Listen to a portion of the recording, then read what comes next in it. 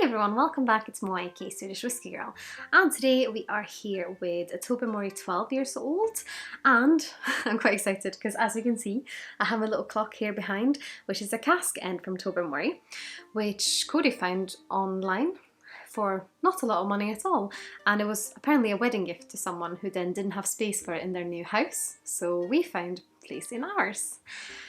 But yeah, I don't think I've reviewed this before, but I haven't reviewed this before, which is why I'm excited to try it. Tobermory is located on the Isle of Mull. Here in Scotland, it's an island whiskey, I guess you could call it. It's a single malt. It is 12 years old, like I said. It sits at 46.3% ABV and is matured in ex-bourbon casks. It also, the distillery does Tobermory, but also Lechick, or Lechick, however you want to say it. I think according to the website, it's Lechick. And they do it 6 months of the year. So 6 months they do Tobermory, because that's unpeated, and 6 months they do Lechick, which is peated, heavily peated. So yeah, this seems to almost be one of those that's have a bit of a cult following, especially Lechick, because that one tends to have a little bit more of a kind of meaty character. It's quite dark and, I don't know, I was going to call it broody, if that makes sense. But yeah, I quite like that one. And I haven't tried Tobermory in ages, so yeah, I'm excited. Let's start by having a look on the nose. But before I do that, I always keep forgetting this, but it retails around £45. Now let's go for the nose. It's first thing I'm getting on the nose is that it's quite sweet. I also think that this one, the 12 years old expression, was released in 2009. No, 2019, sorry. Since the distillery had a little bit of a break prior to that. I really like the nose. It has a very elegant thing to it, because I don't know if it's just I have a bit of that kind of romantic feel today, but it's almost like when you feel a wind blowing past and you can feel that there's something cooking somewhere in the distance, but it also has this kind of mysterious sort of Scottish moors kind of feel. It's quite naturey. It almost feels like a little bit of pine, a little bit of heathery floral notes, a little bit of sweet, a little bit of wood. I think what I'm trying to say is just that it's very complex on the nose.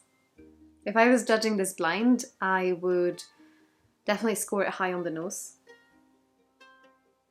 It's a little bit like cookies, a little bit like forest.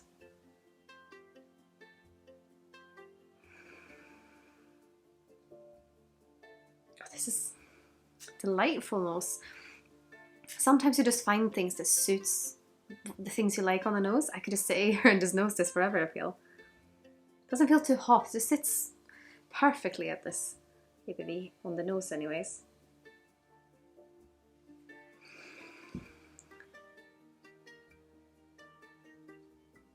Yeah, a little bit cookies, a little bit of forest, but also mountains, because it has a bit of kind of a stone cave note, like a kind of damp stone that you get when you walk into a cave and you can kind of smell that earthiness.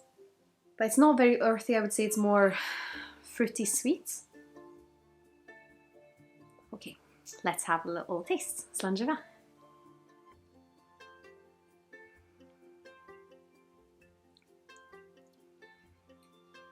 At first sip, it's quite spicy, but I think that's just because I'm not used to the alcohol anymore, or today, because I've not had any whiskey today.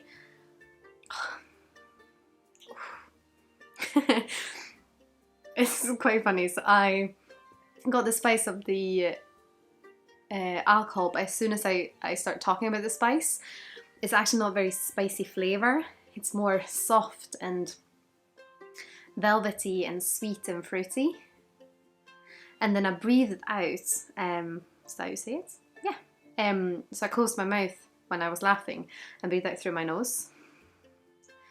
and the finish is gorgeous.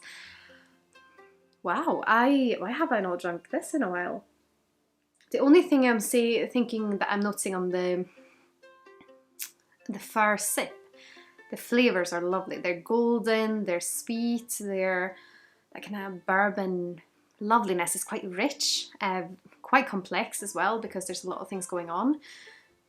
But it has a bit of an oily texture to it, which isn't my favourite texture in whiskey. But I'm going to have another sip and see if that was just a first thing. But I just noticed it because it almost is a bit like if you have something like oily food or buttery food and you have that kind of oily texture left in your mouth. And I'm a bit allergic to that. I hate getting on my fingers as well if you're like baking. But it's, yeah, let's have another sip.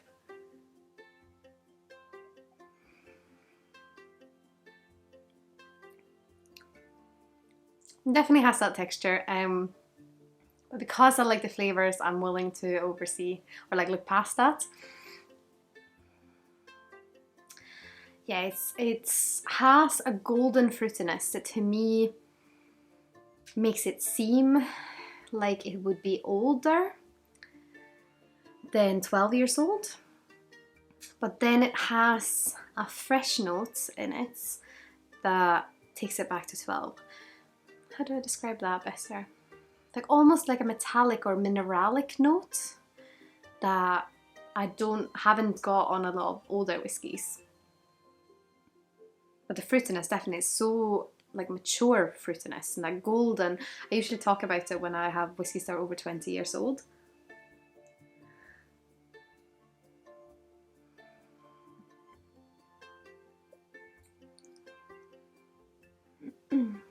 It is not spicy as in the first way I sipped it, but it does have a bit of a touch of spice in there, like a little bit kind of sweet cinnamon, maybe a touch of ginger as well. But the fruitiness is so sweet. I'm trying to like figure out what it actually is. It's almost like pineapples or stone fruit, something super juicy and super ripe. But it's also almost an artificial sweetness there. But it's more like it's not like sweeteners in soda, but it's like a liquid artificial sweetness.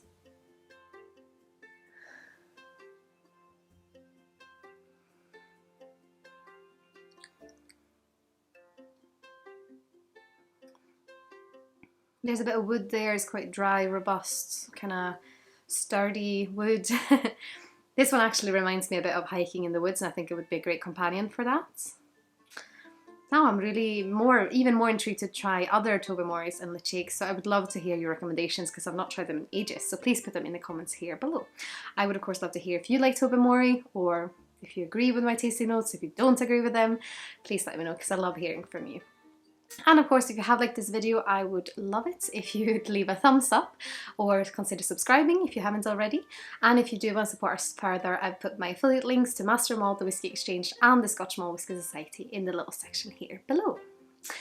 But of course, I do want to say a massive thank you to my wonderful supporters on Patreon before we wrap this up. I am so grateful that you continue to follow along on my whiskey journey. But yeah, I hope to see you in the next video. Sláinte Skål!